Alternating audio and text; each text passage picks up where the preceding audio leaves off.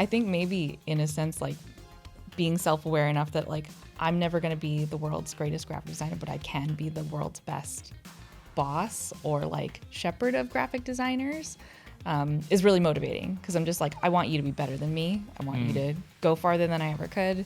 Like someday I'll be the old dinosaur that someone's like, she should get out of here. She doesn't know anything about the new platforms. Yeah.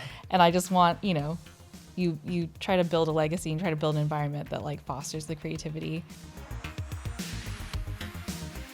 Hello and welcome back to Creative Minds. This is episode 3 and I am delighted to welcome Sarah Hiraki. Welcome, Sarah. Sarah is creative director at Smartly. I don't know why I'm saying it like you are. She is a digital marketing expert with specialist subjects, kind of content creation, influencer marketing, Gen Z, comms. Is that right? Sure, I'll take that. Yeah. Okay. Thanks for having me. Great to be here. Welcome. What I'd love to start with, Sarah, is could you just give me the kind of quick overview of your career to date? Because wow. I know you've got to the dizzying heights of creative director.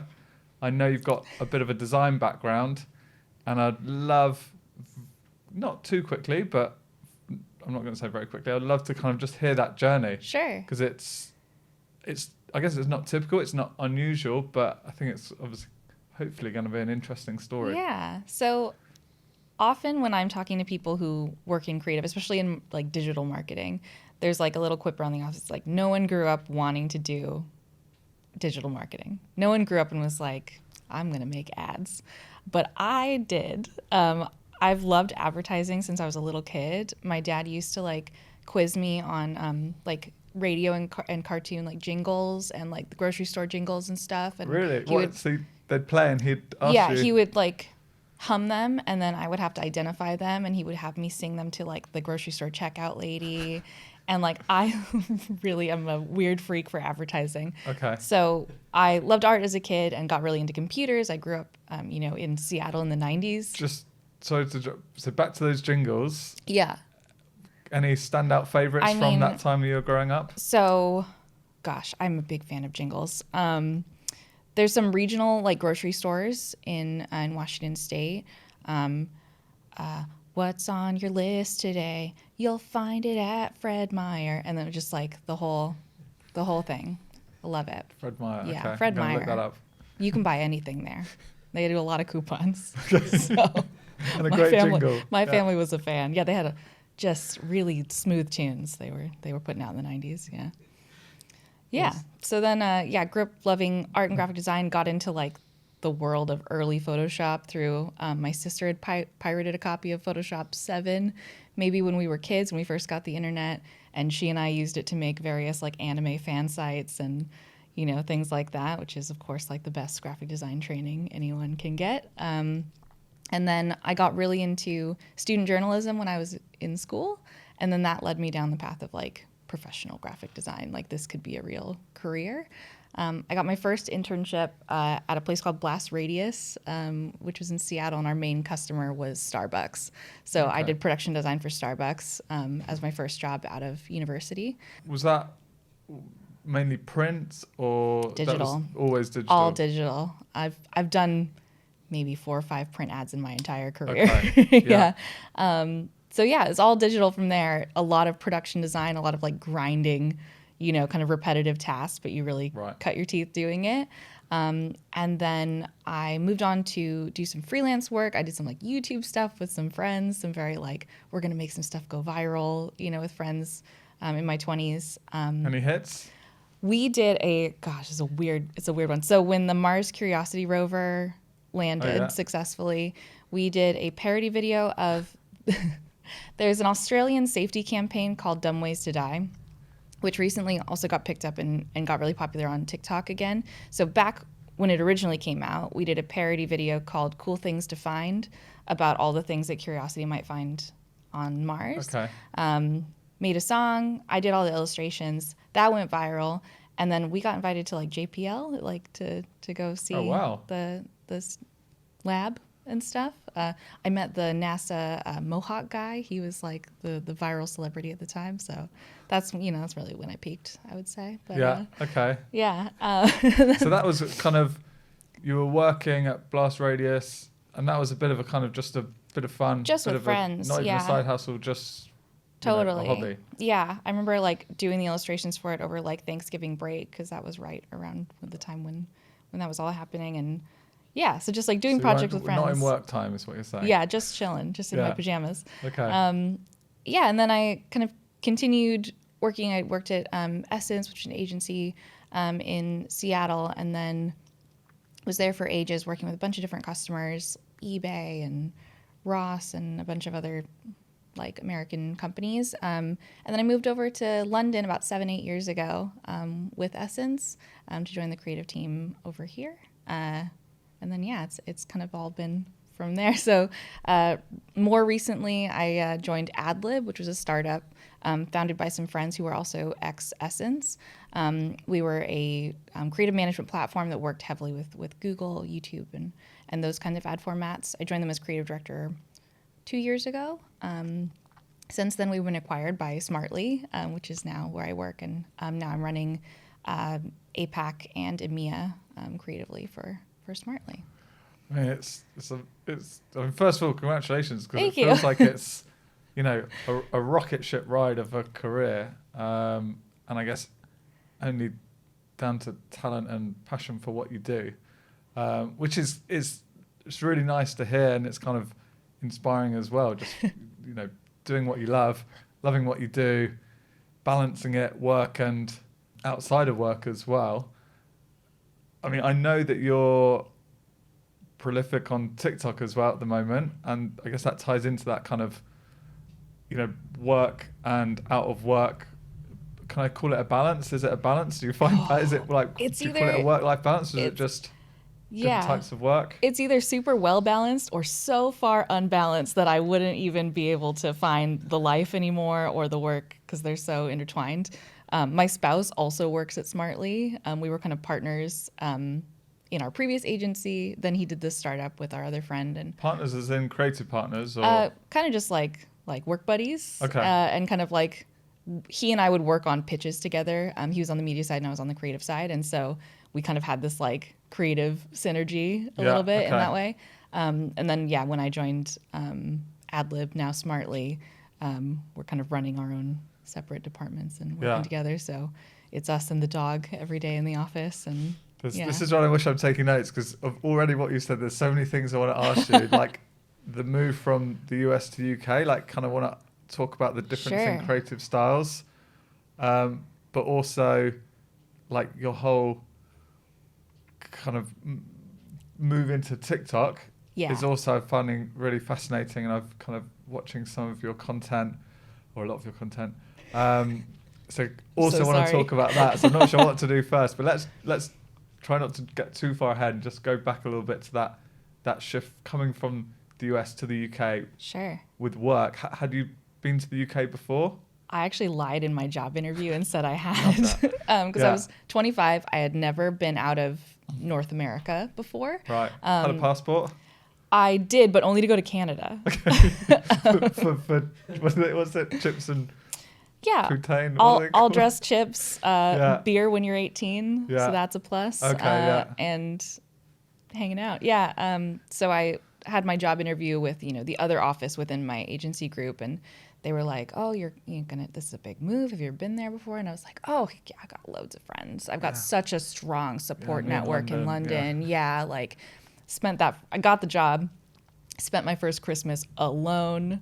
Like I got a little house plant and decorated it for myself and saved like a Bill Murray Christmas special for that day, so I had something to like open, and it was yeah. like, it would have been depressing if I So wasn't what, did you so move excited. at Christmas time then? I moved October 2015. Yeah. Right. Yeah, I mean, London in October. London at Christmas is great. How did, kind of outside of like professional career, how did you find that move? It was stressful, and I think I kind of went into like a fugue state during all of the admin of moving. There's so much paperwork, there's so much moving of my possessions, and of course, my family was like a bit traumatized because their baby daughter was leaving the country forever. And so it was intense, but I was like so determined, like so kind of single-mindedly focused to move. And part of it was kind of out of like spite. I was like, I'm going to do it. I'm going to be the kid from my high school that like moved to Europe. That made it. Yeah. Yeah. God, good for you. I can't. It's a big move, age 25. Brave. So then you'd been at Essence in the US, came to Essence London. What was the difference? Like, was it like same agency, same vibe, or did it feel totally different? It was really different. Was it? Yeah, because Essence London was the mothership, so the founders were still working there, and it was people that had been at the company for ages. And Essence Seattle was originally a company called Point Reach, specialized in mobile advertising. They were acquired, so we were always kind of the satellite office. So coming to the mothership was very exciting, and the company culture was super strong. There was this kind of renewed sense of excitement about creative, and they kind of just threw me into a bunch of stuff, And you went, so you were a copywriter at this stage? Yeah, I was doing a bit of everything. Okay. I realized like with graphic design, I was like, I don't know if I'll ever become like a 10 out of 10 master graphic designer. I'm like, I'm a good designer. I know what I'm talking about. But I was like, I think what I want to do is broader than just being, the ultimate graphic designer. Because I think your brain has to be a little bit wired differently to be like, shapes are my thing, Yeah, fonts, yeah. So, which I love, but I don't think I'll ever hit the mountaintop. So I kind of broadened out and started doing a lot more creative strategy, a lot of like social media writing for customers if they wanted that, and it kind of branched out into writing as more of a thing as well. So I was doing a little bit of everything. So what year is this? 2015, 2016. Yeah. Okay, so like, it's an exciting time. Yeah. Social content, social media, Completely. brands are trying to catch up. Would that be fair to say? Or is that pouring money into it. And I'd come from an open web display background. All the conversations at the time were about, is the cookie gonna die? Which we're still having that conversation. We're shifting from a world where you can buy ad space to when you have to start earning ad space, or you have to, the things around like native advertising and this quite like tricksy world of how do we make things not look like ads, and there's a lot of that kind of era of creative. Yeah, I mean that's add that to the list, which had a pen. So I go. I mean that's a whole other thing, and it flip flops, doesn't it? Totally. And that's definitely something I want to unpick your brain on, like kind of TikTok ads, look and feel, what works, what doesn't work. But let's come back to that. So just creative culturally in the moving to Essence from the US, like how did it work in terms of just the creative process? Like, was it different? A little bit. We were a pretty lean team still when I joined, so I was doing a lot of things by myself or just with my creative director, and like kind of, he would literally have us like sit on the floor and like, draw on paper and do like the real creative stuff, which was fun because I'd been in digital at that point for so long that I don't know if I'd touched a piece of paper in a while. What's his pen? Yeah. So yeah, he was great, Andy Veazey, because he would really kind of force me to do things the traditional way, which I was so used to just launching into digital tools. Right. Round one was near the finished product. That he really like promoted the journey of like a real creative or like traditional creative process, which was great. I got really into like design thinking, and we took courses in that and kind of unpicking the why and how of doing creative. Okay. Because we were a small creative team that sat within a media agency, and so everyone else was figuring out budgets and measurement and tracking and audiences and how can we scrape your name, rank, and serial number from your desktop so we can serve you the right pair of shoes, Yeah. And we were trying to tell a story, which is a tough thing to do in that context, other than saying like, hey, James, how do you like your shoes? Yeah. Buy these shoes now, please. So we were trying to fight this battle and really advocate for a more, not traditional, but a more considered way of doing things creatively, which is really something I've kind of taken with me on the way. Yeah. And in terms of that process, that's still with you. I mean, are you getting the pen and paper out on a regular basis, or? Totally. Yeah. I really believe in doing things that way still. I keep a paper notepad. I don't even use like task management stuff Right. personally. Like, just like a good way of like kind of grounding out your process. Because I think, like, you're talking about with digital tools, and the first one's close to the final piece. And I think, I mean, definitely from where I'm coming from, it's very easy to, when you've got the brief, jump to, it's going to look like this and it's going to do that, Yeah. without necessarily thinking, well, hang on, what's the message? We hopefully we don't do anymore. We used to often make the mistake of, we'd get a brief and we're like, we're going to do this technique. It's going to be Yeah. awesome. It will look great. And now we're a bit more like, okay, actually, it's not necessarily all about the technique. That might get us excited from a production perspective, Mhm. but actually it might not be right for this brief. And I think by going back those steps, getting the pen and paper out, looking at the what, the why, is totally the right way of doing it. Totally.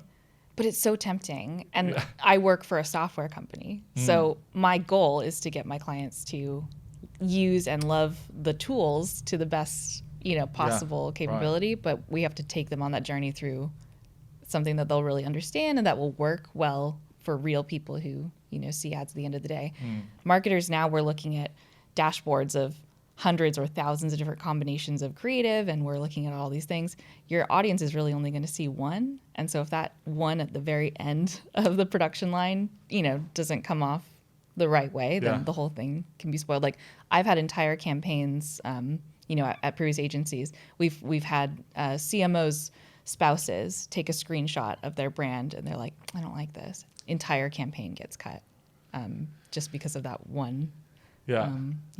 I used to tell this story. It was like a really depressing, like motivational talk I used to give to my creative teams. There's this YouTube channel that talks about like famous disasters, and my favorite one is, I'm gonna forget the details now. I think What's the channel called? it's called Fascinating Horror. Okay. And it's my favorite thing. Sounds right up the street. Yeah.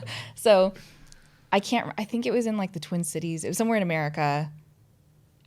Maybe it was Chicago. I don't know. It was somewhere in America on the Great Lakes. Yeah. And We'll link it somewhere. they did the largest ever, I'm going to totally butcher the details. They went for a world record, the largest ever launch of balloons. Oh, I think it's Chicago. I've I've Yes. heard this story. Yeah. And they did this balloon release, but they weren't aware that the wind was going to blow a certain way. And so the balloon started landing in the river. But then at this exact point, two people who were out fishing capsized, and their life jackets were the same bright colors as the balloons. And so it took ages to find them. And I think they Yeah, I might don't have think they passed did, away. Yeah. So like, I tell that story to like people working in my team when we're doing, thousands, millions of impressions. And I'm just like, one impression could make the difference in a positive way, or it could be enormously detrimental if you're not careful with what you're putting out there. Yeah. Nice. Yeah. Slightly morbid analogy. Yeah. I mean, I'm a fun boss. Yeah. Yeah. In terms of like you're talking about running the team, I mean, a huge role of creative director is kind of being off the tools and running the team. For someone like yourself, I get the feeling that you love creating. I know you're running your TikTok channel, which is hugely successful and growing. We're going to get onto that, but also do your illustrations. You're kind of feels like a prolific creator. You just want to make stuff. How do you find being off the tools and having to kind of run the team? I actually love it. Okay. I use more of my creative muscles, like as you said, either, off tools or in my personal time. But I really love letting other people bring their own flavor to things. I've been working by myself or in a super small team for so long that actually having people to work with is really, really great. It's one of those weird things that like you get promoted to creative director by being a good graphic designer and then senior designer and then art director. And the roles, like the tools you need to be a good people manager or coach are completely different from the ones you need to be a good artist. And Yeah. I think maybe in a sense, like being self-aware enough that like, I'm never going to be the world's greatest graphic designer, but I can be the world's best boss or like shepherd of graphic designers. is really motivating because I'm just like, I want you to be better than me. I want you to go farther than I ever could. Like someday I'll be the old dinosaur that someone's like, she should get out of here. She doesn't know anything about the new platforms. Yeah. And I just want, you try to build a legacy and try to build an environment that like fosters the creativity and like. Oh, that's the sound bite. That's the. Yeah, there it is. Yeah, no, that's like, really. Put your ego aside. Yeah, I've worked with so many wonderful creative leaders who have been really generous with their time and their information and, letting you pitch the big sexy client so that you get, shouted out in the company meeting. And I've also worked with people who are really selfish and Take all the credit. Yeah. And it's like, it's not about you. It's about the brand you're working for. And it's about doing work together as a team. So I try to bring like Ted Lasso energy rather than, the hot guy that is grumpy. Yeah, I think everyone should be a bit more Ted Lasso. Gotta get into it. Yeah. Which also works because I'm an American goofing around in a London office. So yeah. Yeah, no, I like that. Got the peanut butter open on the counter there. Yeah, just crying alone in my apartment and then coming and being really fun in the office. Painting the smile on. Yeah. That's a nice image. It really reminds me of that storyteller, that first Christmas. Yeah, just very Charlie Charlie Browning by myself. But yeah, it's part of the ride. So how do you find kind of motivating the younger creative team? Is that, I know it feels like the difference in the working environment probably from when you started or even when you moved to the UK, which career-wise isn't that long ago, but we've been through a lot in terms of the pandemic, new ways of working, hybrid, new platforms, different tools.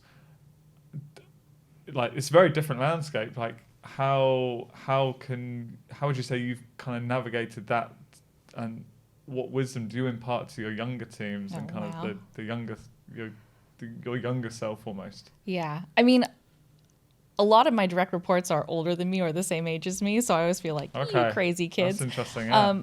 But yeah, I mean, generally, like the kids are very all right. Like they're crushing it. They're gonna bury us all soon.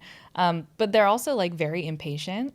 I think kind of going back to the tools and the final product thing, and really driven in terms of their careers. I think there's a stereotype about people in their late teens and 20s now being like, oh, they don't care about anything. They just want to be influencers and eat bonbons all day and post dance videos. But young people that put their mind to something are much more powerful than I think a lot of people maybe in their 30s and 40s will give them credit for. And as a people manager of younger people, especially younger creative people, get out of the way. They have all these tools. They're so much more sophisticated in things like content creation, like using AI tools and things like that. Like it raises the floor on what that first draft or that first expression looks like. I had to spend 5 years resizing banner ads.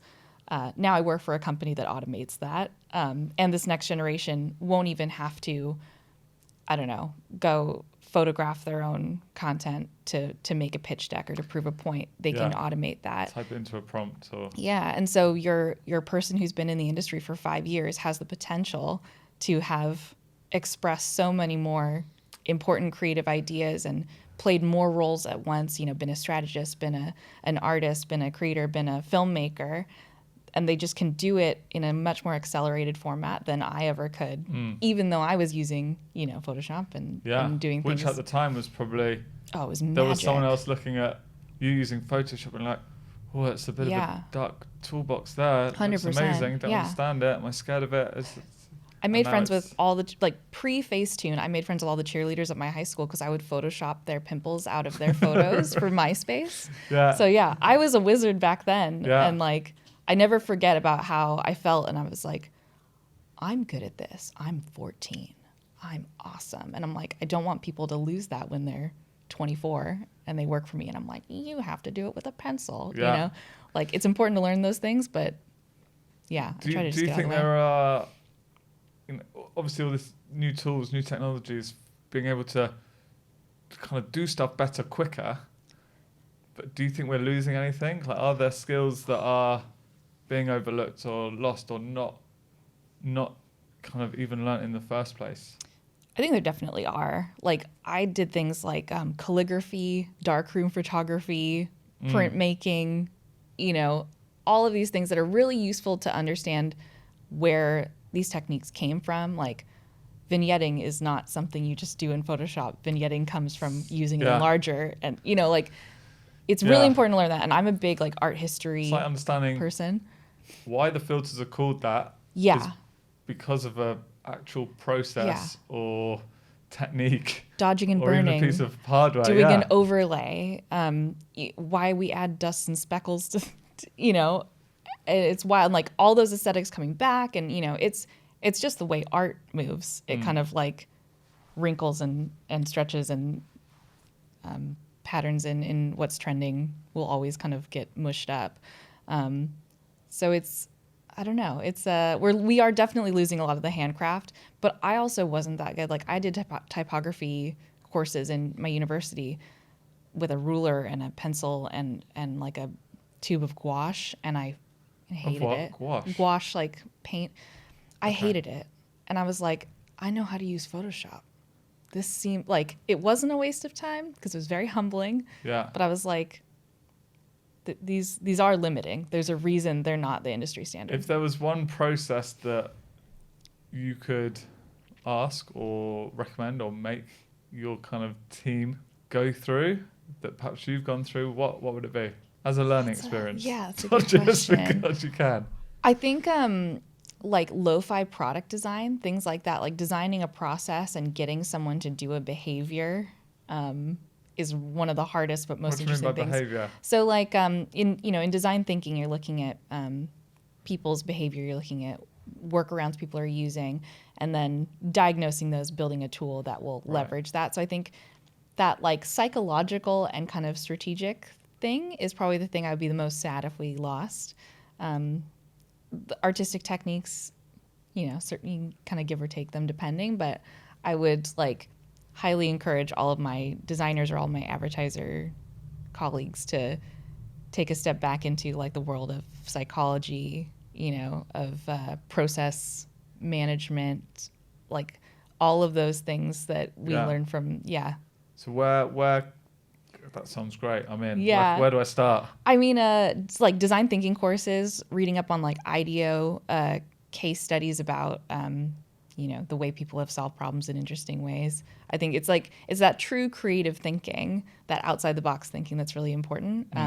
There are tons of resources and, you know, playbooks and little tools about it, and the, you know, the different colored hats analogies and all of that stuff. But yeah, you kind of need an old person in the room that remembers That those knows. or has, Yeah. you know, experienced them to clue you in. Yeah. So do you feel that having that old person in the room, so to speak, is lost a bit with hybrid working? Like, what's your current setup, and how does that impact training, teaching the kind of younger up and coming creatives? Do you feel they're out on their own, so can perhaps do more on their own, and that's a good thing? Or are they kind of missing, you know, just hearing conversations around the office? Yeah, I think for especially younger people or people who are looking to upskill, being in person with people really, like, I love wearing sweatpants at home and, you know, second screening, but you have to put in the work and be in person. So at Smartly, we're hybrid working. We're doing 2 days in the office and the rest of our time in the office or at home, depending on what works out, which I think is a good balance. Yeah. I think You're running a global team, Yeah. so even if you're in the office, you're talking to someone through a screen anyway. almost all of my direct reports are in different time zones from me as well. Right. So yeah, I'm constantly just on calls with them and corresponding at different times that work for them. But yeah, I like it's hard because it just becomes about the motivations. I guess like going back to that earlier point of you have to motivate people to do things independently, and they have to want to do it, and they have to feel like there's a good reason to do it. So if someone doesn't know how to do something, they can call you, or they can spend time with you in the office and overhear it, or they can just look it up themselves. Like there's so many resources. And I think it's just about finding the motivational factors for different folks, which are, you know, we all have different things that motivate us. For some people, it's very simple, and it's like, you know, financial based rewards. It's work after all, and that's why we do it. for some people it's very different. It's about growth and learning and experiences, and you want to try and cultivate like a good balance of those things. And for me, especially managing people across regions and even across disciplines, it's just like unlocking what motivates them and trying to tailor. Have you got Yeah. any advice to people that manage, 1, 10, 20, however many people, to help them unlock those motivations? Just ask the questions. Yeah. Yeah. Just like, I've really, especially recently, we've restructured our teams, and I've taken on a lot of people who are quite senior, who I respect very much. And I'm like, it almost seems silly that you report to me, but here we go, and I'm going to do my best by you. And so, like, having the humility to ask people how they're feeling, what they need. Like, I said recently to someone, I was like, can you write me like a ransom list of demands? And I'll do my best to work with you to try and achieve them. Like, whatever it is, we can try and figure that out. And just like, we were secretly hoping they would have cut it out from newspaper. yeah, oh my gosh. Or like it's in code and I have to like Zodiac killer it. That would be, that would be classic. By the way, we've him. got your dog. What? Yeah. They're like, I have Dougie. And figuring that part out and bring me the red M&Ms. and like following through. Just like if you say you're gonna do something, if you say you're gonna send an email to HR, if you say you're gonna ask a question you have to do it. Yeah. The second you don't do it, it's like, trust is broken. Yeah. And the more people you've got, it's time, isn't it? Hard to do. Write everything down. yeah. On paper. I want to talk about TikTok. Yeah. So, can I call you? Would you say your influencer status? Like what's the kind of? I don't know how influential I am. I think I usually say content creator because Okay. I make Content stuff. Creator, yeah. I prefer that. Yeah. So, just going back a step, people that are watching this and aren't familiar with you, what's the kind of elevator pitch of the kind of TikToks that you make? Yeah.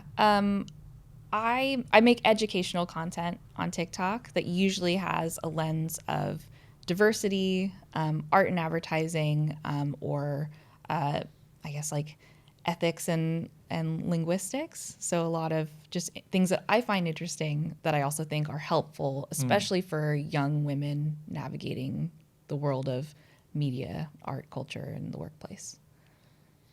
And this is your opportunity for a plug.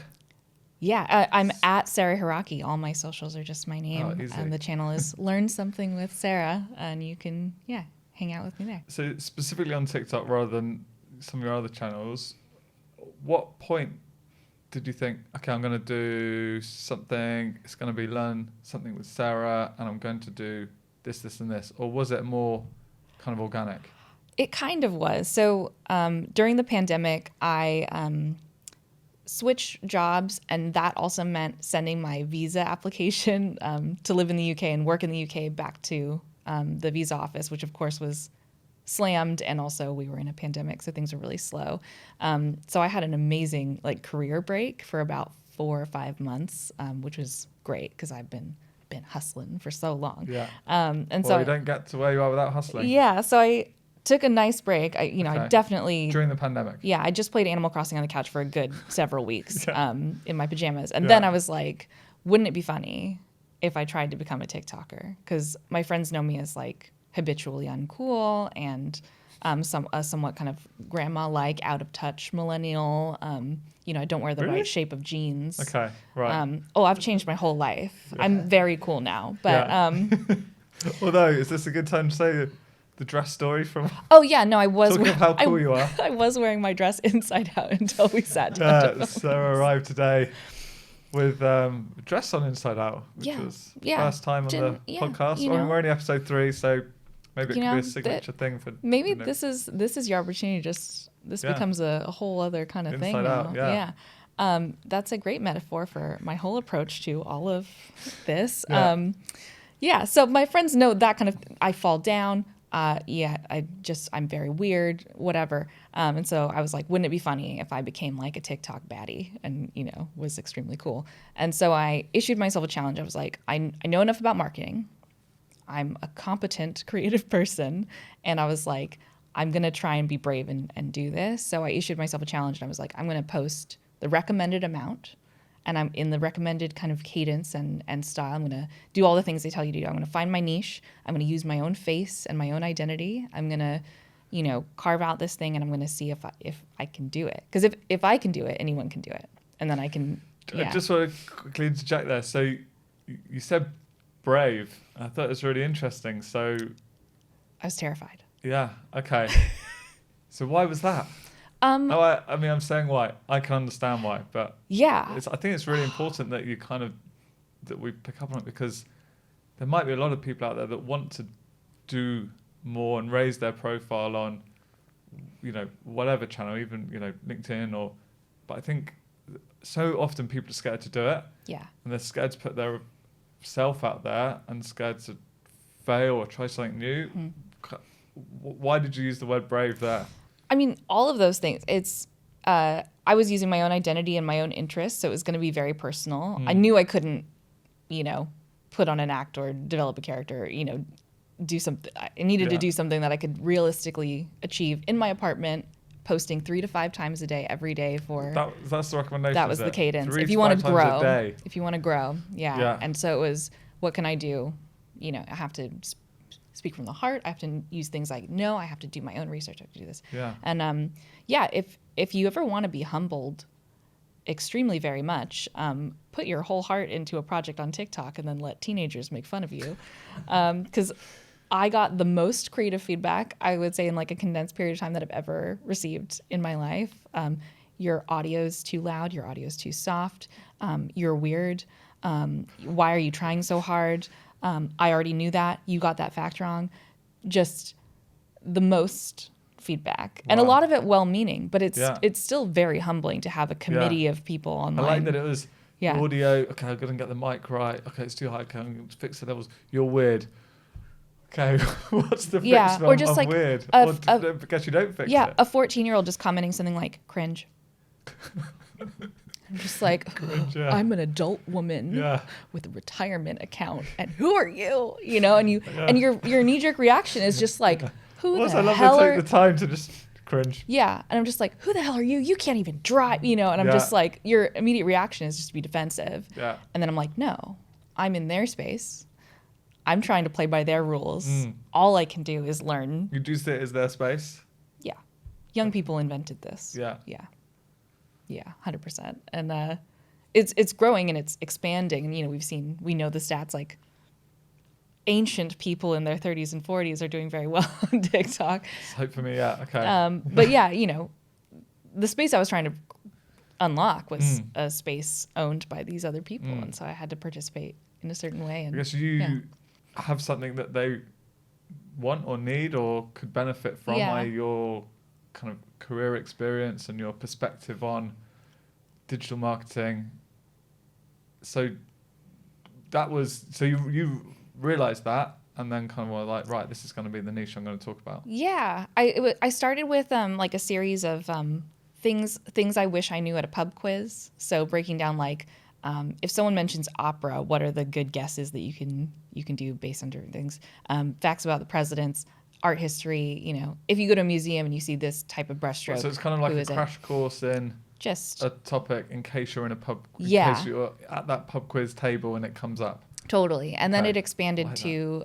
was that just based on what you knew or you did some research? Yeah. Well, I was also auditioning for Mastermind at the time. So I was doing a lot of general knowledge brush up. Yeah. I'm fascinating. Right.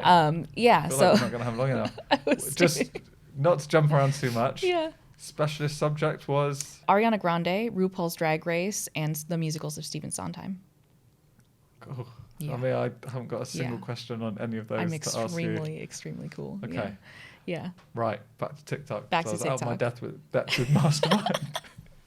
So yeah, the series kind of naturally expanded, which was really interesting to like creatively be a part of. So I started with a very like rigid, like 5 facts you should know, very like, okay. Because I was like, what's kind of series based? Yeah. Or? And then expanded into how to win any argument. That did really well. And I kind of focused it particularly on arming young people, people of color, especially like in the workplace. You're around a boardroom table and someone is like, no, we don't do that here. How do you use logic, unpacking logical fallacies? How do you use language to like cut through the BS that one often encounters. And then a lot of commentary on, race, gender, and politics through the lens of art and media. And I just kind of went for it, and people seem to like it. And so first I find the kind of benchmark of 5 TikToks a day. I mean, I can't even do 5 fruit and veg a day. Yeah. Like you're 5, so coming up with the concept, researching it, I guess scripting it, but maybe you're ad-libbing, you can let me know. And then actually shooting it, delivering it, uploading it, writing the post to upload it, thinking of a cool emoji to go in it. Yep. It's a lot. I mean, we at Bedjam, we're obviously creating content all day, and it's hard work. It's exhausting. I'm exhausted. It's a lot. It was a full-time job. TikTok is throwaway.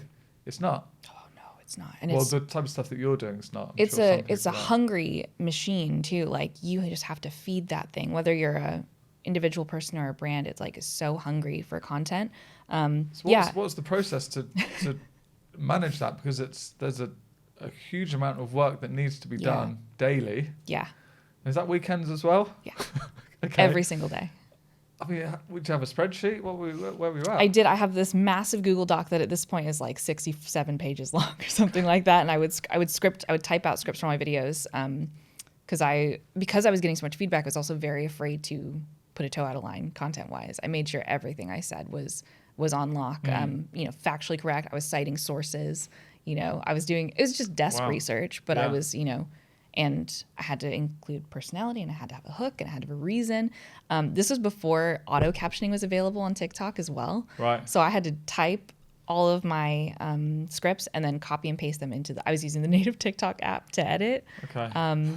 All I did was think about TikToks, scroll TikTok, save. I very rarely actually saved a sound and then just made a video against a sound. It was just all original content for the most part. That's insane. Yeah. And do you know how many you've made since starting? Oh, I don't actually know how many videos I put. It's a lot. It must be. I mean, I was doing that very intense 3 to 5 a day for at least 50 days or something like that, 60 and days. What's the kind of cadence of it now? I took a break, and then I was hitting once a week, and now it's just when I feel inspired or when I have something relevant to say. Yeah. In terms of the growth, the channel growth, was there a real tipping point, or has it just been a slow and steady? So, the day Prince Philip died, okay, because on my channel we talk a lot about race, power, etc. And so everyone knows Prince Philip had many things to say about people with different skin tones and backgrounds from himself, and also he's royalty. And he died minutes before I posted. So the news broke that he died, and I was like, cool, let's dunk on this guy. See you later. Yeah. Not a universally popular thing to do, but I knew it was right for my audience, and I also knew I was going to stand by the content. So what I did was say, he's just passed away. Let's remember him with some memorable quotes. And then I just quoted him, and I teed up all of his most offensive quotes about various people that he met in real life. Yeah, because there's lots of stories, so many and quotes float around and do the And rounds. so I just read them, cited where I got them from, and presented it, and then I said rest in peace, and then I cut myself off before I called him a bad name, and then I put that up 20 minutes, half an hour after he was reported to have passed away, and then that thing went nuts. That was my first viral. Wow. Yeah. So what sort of views were you getting? What were the comments like? Gosh, I want to say it was 2-3 million views or something like that, and it was shared across other platforms. And my audience is overwhelmingly young people who kind of want to speak truth to power. So they were like, yeah, right on. Yeah. See you later. And then the really funny comments I think it was a hot Cheeto that killed him. And, think someone put too much black pepper on his food. That's what did it. Or, he's a lizard person. That's always fun, too, the conspiracy theories. And then a lot of people saying, how dare you? How dare you do this? think of the queen, Yeah. which I didn't dunk on my girl Liz when she passed away because I have a semblance of respect. But yeah, I also found out through that doing something controversial, though I didn't intend it to be like, yeah, I'm going to start fights in the comments. And I certainly didn't engage with any of those people. But doing something that not everyone likes is a really effective way. You might have, folks have different opinions of if that's the best way to go about it, but it's an effective way to get people to engage with your content. So that really brings me on to something that I was itching to ask, is about recipe for success. So I imagine, you've found success through hard work, dedication and kind of resilience. I don't know, would you say it's fair? Yeah, totally. When you're talking to brands with your professional hat on, and they're like, okay, we want to be on TikTok, we want to reach a different audience. What do we do? I guess they can't be dunking on Prince Philip. Oh, they should more often. That would be super cool. Yeah. Where do you start? Like, what do you say? Because I don't think the brands. A lot of the things you said you wanted to do, put your face in front, have personal experience, have your point of view, create 5 times a day. It's difficult for brands to kind of take those and be like, okay, yeah, they'll be watching this. I'm going to do everything that Sarah did, and this is going to be great. Or like, what's your advice to brands and creatives representing brands or people at agencies that are trying to help brands kind of elevate themselves? I think in a certain way you can just take the playbook that works for organic or independent folks and do it. Like, your face has to be on there. You need to have a recognizable identity as a brand. One of the things, Google, Levi's, Google. What's the face? It can be the product. Right. It can be a behavior. So with Google, it's either searching or discovering or learning. And, with Levi's, it's a great fit. It's a texture. It's where you're taking your jeans, whatever. Figuring out an identity that works. Duolingo, great example, right? Like, they have a mascot. They just put their mascot in strange and exciting situations. And that's a good vehicle. So using your product or using something identifiable or someone, like, you might have, I don't know, the Dos Equis interesting man or something like, do that. The Old Spice guy. Yeah. Offer people something of value. So I was teaching people something. They wanted to learn something. I did the work for them so that they could have something interesting to either clap back to a professor or a partner or whoever. So offer them something valuable, whether it's, a styling tutorial or something helpful or an interesting fact. People love learning. Like, TikTok is a very learn-focused place, so not being afraid to give people something of value. And identify, I guess, like what they actually resonate with. Like, my audience would ask me for more of the things that they liked, and to pay attention to those people and listen to them. What do your audience request most? They want me to dunk on more people. Really? The roastings? Yeah. The dunkings? Is there a series? Have you got a little series for that yet? Yeah. So Sarah dunks? All your favorite artists or authors that are actually like real garbage people. Yeah. A lot of those. I honestly, I have steered my channel away from that just because it's very depressing to research people who are too much negativity, criminals or horrific racists or what. I just didn't want to do that. So while it was a great way to spark conversation, whatever. Now I've kind of tailored things. The hard way is being uplifting and helpful and more how I would be in real life, I guess. Though I do dunk on people in real life too. Yeah, that's good. I mean, I think it's good to bring people down a peg or two every now and then. What I want to ask you is about kind of creative block. Yeah. So I can imagine when you were having to constantly create as a pressure, which I guess would affect the kind of creative process, but work as well. Like, when you've got a difficult brief, what's your go-to process to kind of unblock that creativity? I just like to talk about it. I'll have the most, I'll just, by the coffee machine talking to someone and that'll unlock something. You just hang out there and wait for someone to come Yeah, I drink a lot of coffee, so that's pretty good. sketching it out, like talking to the customer, like often we're so used now to corresponding through email and Slack and quite short interactions that again, like talking about the face-to-face stuff, like just getting on a call and be like being brave enough to ask a question, especially when you're in a, I'm in a role to service a customer or to deliver something, and being humble enough to be like, I'm struggling with how we get you there. How did, can you tell me more Great way of about putting it. Yeah. Yeah, like all of those things. I think, design like wrinkles can be ironed out. You can always find a different way to lay something out. You can always find a different way to finesse a process. It's a lot of process stuff. We're software, plus talent. And so it's a lot of how do we make handovers more smooth? How do we, communicate more effectively? And so a lot of my like creative struggles are like easy breezy compared to these big ones that are like, how do we prevent people from getting like smushed between the cogs of our process? Right. But when you were, creating your TikToks, Mm-hmm.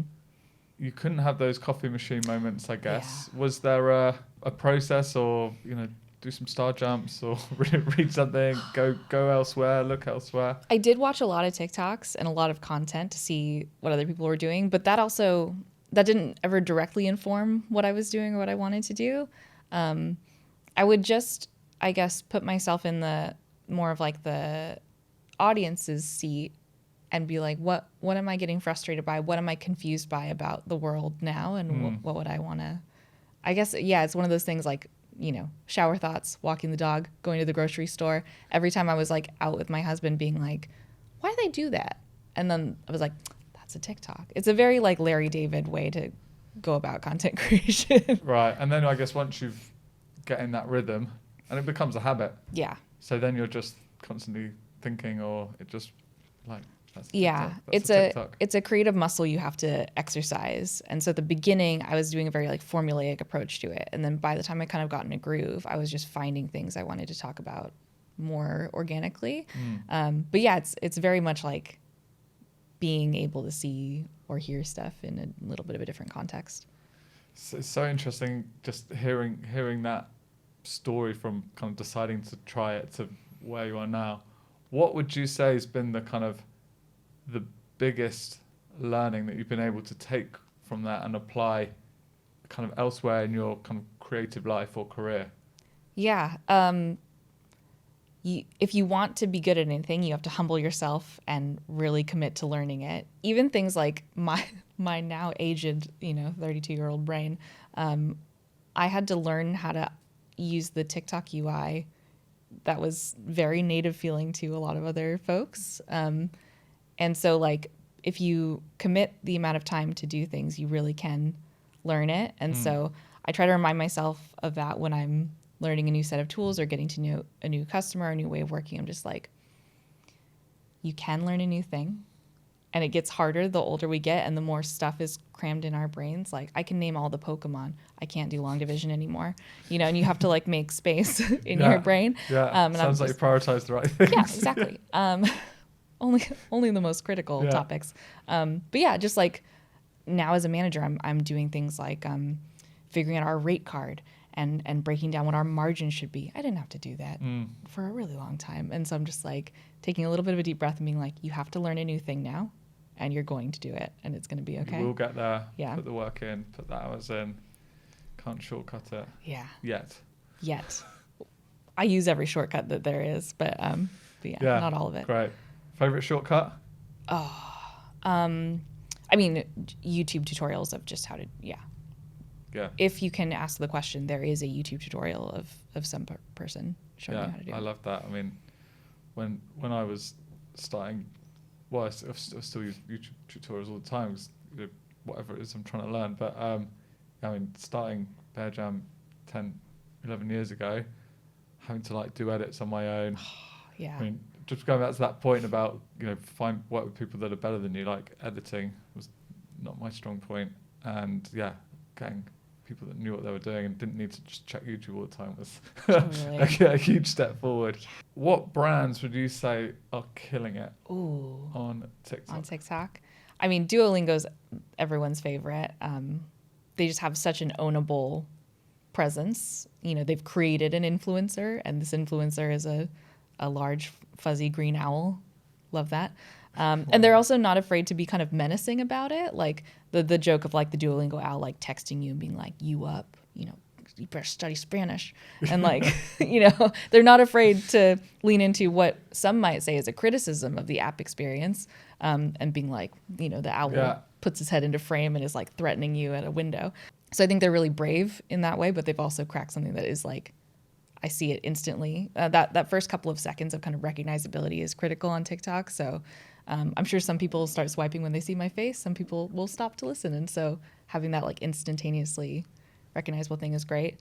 I mean, like the beauty industry obviously does really well on TikTok. Fashion does really well. That's just because they have a visual product and, you know, and they've got a huge community that they can tap into.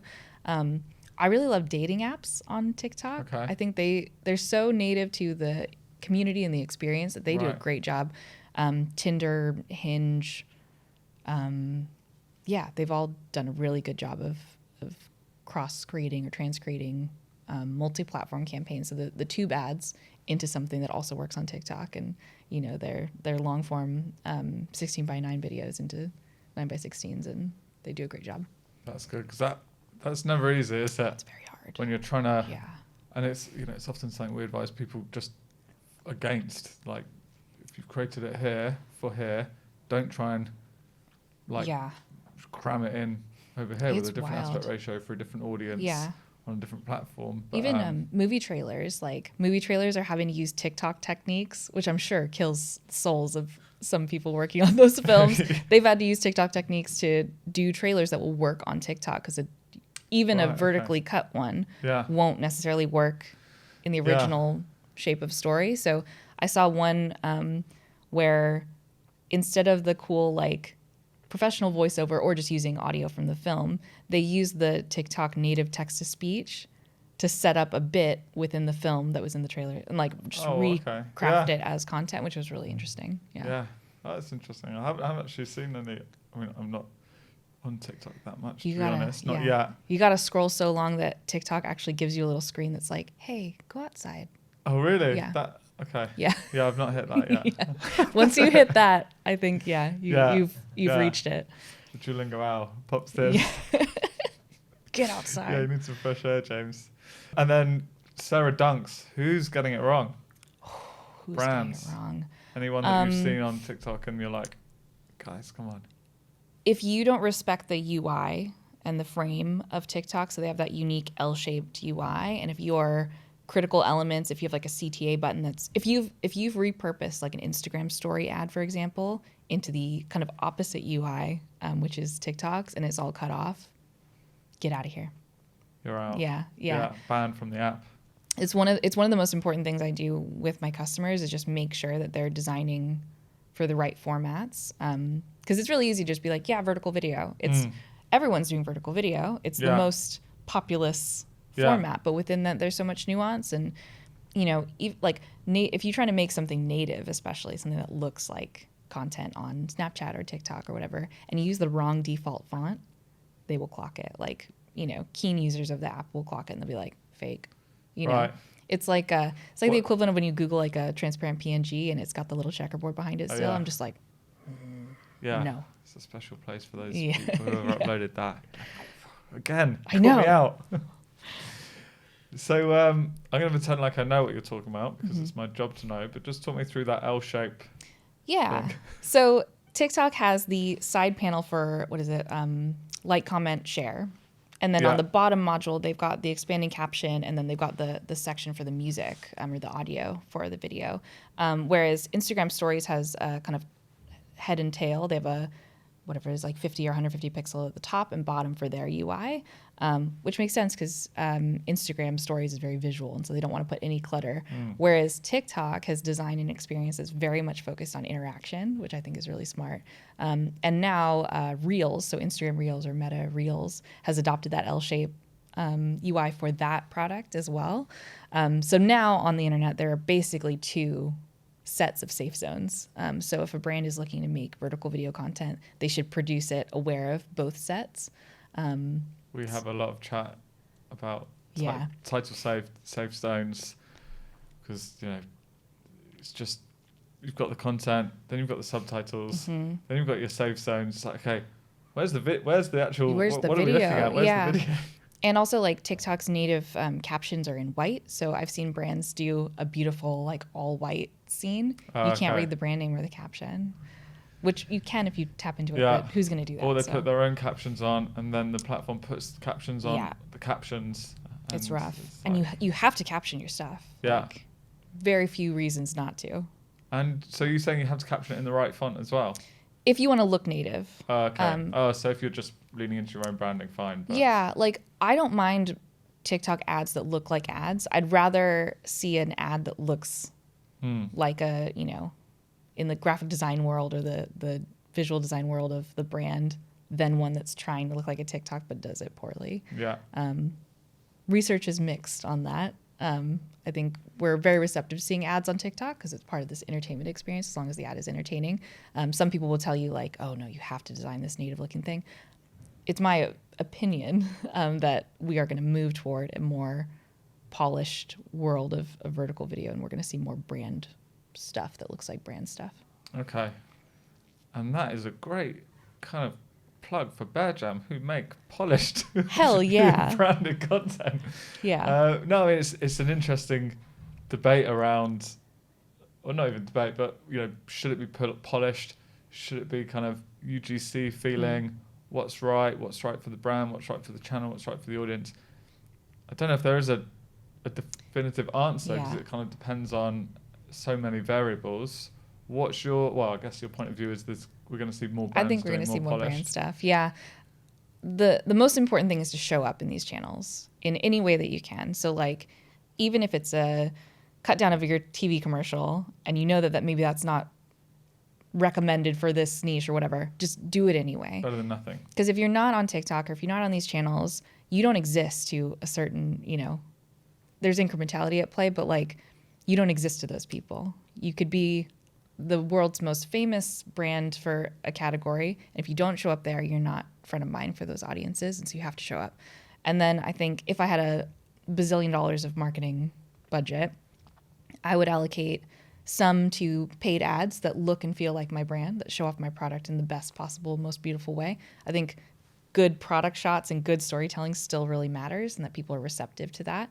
But then I would also allocate some funds to content creators who could really take my brief and run with it, bring their own spin, speak authentically and in a way that's off the cuff and, feels whatever, even a little bit, I don't know, off-brand book or that feels raw enough in their perspective that that's really believable. Which brand managers have to be quite brave to hand that over. Yeah. Have the brands been knocking at your door? Yeah. I work As with. in on your TikTok. Oh, channel? for me personally. Yeah. I mean, I assume they come to you at Smartly. yeah. Hey, sorry, can you help us out? Yeah. They love me there. Yeah. For my channel, I've gotten a few brand offers and things, but I've chosen to just not do it because I think maybe if my very favorite, I don't know, cereal or vodka or something approached me and I'd be like, I'll just. We want to do a collaboration with vodka and cereal. Yeah, it's called like a breakfast treat. Yeah. Yeah. I don't know why those are the two things. Cool. Yeah. She's it's Friday. However you start your day, put she's your dress on inside out. so wow. I'm really painting a picture of something here. Yeah. Every morning. Yeah, I think if it really, really resonated with me, I would do it. But I'm not looking for. Yeah, I'm really seeing this kind of like morning routine piece. Yeah. With the vodka and the vodka. Yeah, but yeah. Okay. That's a TikTok. That's a I TikTok. look forward to seeing it tomorrow. That's a new And it's food the trend. weekend. You'll see that on CNN when Yeah. Yeah. You heard it here first. Yeah. Vodka cereal. I'm gonna do to my close up. Yeah. Vodka cereal. Heard it here first. If I wanted to become a TikToker, content creator, other than having to create 5 TikToks a day, what would you recommend? You personally? Yeah. What as opposed to Bear Jam? Yeah. Okay. Let's go. Or I mean, you as someone who makes Represents. video content and is an expert in this field. Good question. What's going to be best for the audience watching this? Probably like personal Okay. brand kind of thing. I would like make a list of the 3 things you in your life, in whatever that you really are passionate about, that you know you won't get sick of, Okay. that you have a lot to say about, Yeah. and that probably that you have access to in kind of real life in some way. So if it's like cooking or cycling or your dog or, Yeah. something, ideally it's visual, and then just go down that Yeah. route. Okay. Yeah, speak authentically and knowledgeably about things, because inevitably someone will call you out and say, Yeah. actually, you're boiling your pasta wrong, or whatever. And go down that route, and yeah, do it in a way that feels that your enthusiasm will come through for it, because yeah, no one wants to watch someone and be bored. So, Yeah. That's so you have to probably what find I'd something end that up doing. Yeah. yeah, Just you have to boring people. find something that you are genuinely excited about, that you know a lot about, that if someone put you on the spot, you could speak for like an hour on it. Yeah. Yeah. Okay. God, what would that be? All right. Leave it with me. I will believe have a in think. you. In terms of creative minds, so hopefully when I invited you on, thanks again for coming, you kind of checked out some of the previous episodes. What advice have you got to make it better? Improve creative minds Man. as a concept. Maybe the cut downs we do. Some I think tips for me as a host. I'm kind of learning as I go I think here. this is great. Yeah? I like the free flowing conversation. I think it's really good. Yeah, I mean you gotta get these guys on the TikTok. Who the Just the get them to tick and or talk Yeah. as much as possible. yeah. You could do some jazzy audio. You could Okay. repurpose audio from the podcast to use as TikTok sounds. Right. Okay. That would be fun. So if someone was like, that's just me, I got my dress inside out, and that's a good audio, you could take that, put it on TikTok, and then other Yeah. people, It fascinates me when people are reusing the audio, so they've learned these sometimes reasonably long scripts that they're then able to just parrot back perfectly. it's amazing. What's the technique there? They're just learning it, getting it wrong, and obviously only post it when they get it right. Yeah, you can do that. You can also put the audio on like a slight time delay, so that you're kind of like mouthing a beat behind. There are new tools now that give you like a reader, like a teleprompter. So that's handy too. But just to get the emotion and the timing, you just have to know it as if it were your favorite song. Yeah, and I guess it's the good ones that you see because they're the ones that people are watching. Yeah. Yeah, I feel like I would be pretty terrible at that. It's I that's not a category I do very often, because I'm just like, no one wants to see me acting. Yeah. Doing my famous mime work. Yeah. No. Yeah. Okay. Right. Let me just double check these notes because, as you say, it's been free flowing, and I never. I think my learning is going to be I need to take notes as I go, because you say things and I want to let you finish, and then It's hard though. and then I forget, and then we've moved on, and I've missed the best stuff. I know we've done a lot on TikTok, and hopefully that will be interesting. I'm sure it will be. Okay, so I've got a question about staying up to date with emerging trends, but I guess like trends in general, Oh yeah. like outside of just TikTok, it's fast these days. Super fast. Brands aren't always able to move fast, and it can be cringe if like a brand tries to jump on a trend, they get it wrong, they're late, or it's kind of not quite right for their audience. Like what's your point of view on brands using trends? I would say like look for macro trends rather than micro ones, because again, like not all brands can get a script approved, shoot it, put it, or even just mock something up and put it out quickly and get it approved, in the space of 48 hours or however long. When a royal dies, they can't get sprinting up the stairs to get my ring light. Scenes in my apartment that day. But yeah, look for macro trends. So we're seeing a lot of things like remixing and editing, video in video, things like the kind of VHS or like vintage textures, kind of retro trends. Yeah. Those kinds of things that you're seeing more than a few examples of. Just be brave and do those, because you'll see them. And then also looking for things that are going to be a bit more evergreen, like R.I.P. the dog with no bones. There was a pug, an elderly pug, and this guy would get him up every morning And it was like, is it going to be a bones day or a no bones day? And if the pug flopped over, it was a no bones day. Okay, I have to look that Yeah. up. I haven't seen it. He's sadly passed away now, Oh. this pug, or they, I don't know. Yeah. But yeah, so like things that, like this guy has a whole channel, one series, one line. And so, that's going to be alive for a while. So, Yeah. or the Everybody's So Creative lady, she critiques people's recipes where they just add too much cheese to things and they make these like big sloppy American casseroles. And she's like, oh no, everybody's so creative. Just put more cheese in there, I guess. And looking for those kinds of things are more sticky ways to get on a trend without kind of putting yourself out there Okay. in too risky of a way. Maybe that's my route in. Macro trends. Macro Or too much trends. cheese. Well, yeah. Too much something in. Hopefully I'm a bit of an expert in video production, so maybe I could critique people's. That's being an expert I'm that not much of a. I'm a kind of glass half full. Well, maybe I'll do that then. A bit more positive. yeah. You Maybe could do there's you some could irony do in a that. really funny one of like affirming comments about obviously terrible video production work.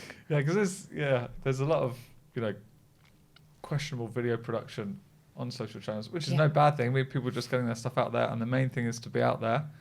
And it takes some bravery, so I wouldn't want to be like, your audio's terrible, Yeah. the light's wrong, but maybe You something. can be gentle. I've seen some really good like gentle expertise ones. There's Okay. a woman that she will redraw like her subscribers' art. So they'll submit like what definitely looks like teenage Yeah. emo drawings or whatever. Okay. And she'll redraw it so that the characters have more form or they have more movement. And she'll talk through like the techniques she's using. So you could definitely be like, Okay, something to learn. you did a smash cut to this, whatever. Let me Here's what I let would me have show. done Yeah, differently. let me show Okay. you. Yeah, Yeah. Right. I'll try and have a think, and then 5 a day. 5 a day. Luckily, Yeah. there's enough fodder for that. You're never gonna run out. That's of, true. of Yeah. terrible. I just gotta. Yeah. I've just gotta. You had a great way of phrasing it earlier, and at the time I was like, "There's a soundbite in there." It was about like flexing the muscle. Oh yeah. Yeah. Yeah. I guess I've just got to So yeah. get those guns flexing. Yeah. Which I'm- Yeah. Yeah. Sun's out, guns so out. well, It's time. so well known for. You just had a little glance at the gun show. I there. did, yeah, well done. Like that.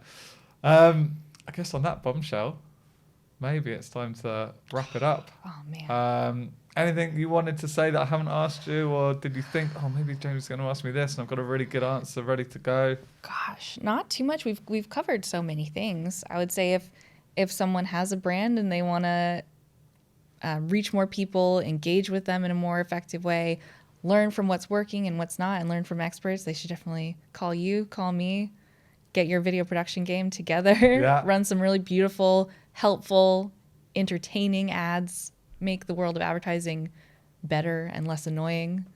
Then I think we would be good people to More call creative. for that. You've got to call Yeah. on those creative minds. Gotta get those creative minds. I feel like that's the perfect ending, isn't it? Beautiful stuff. Thank you very much. Thanks for having me.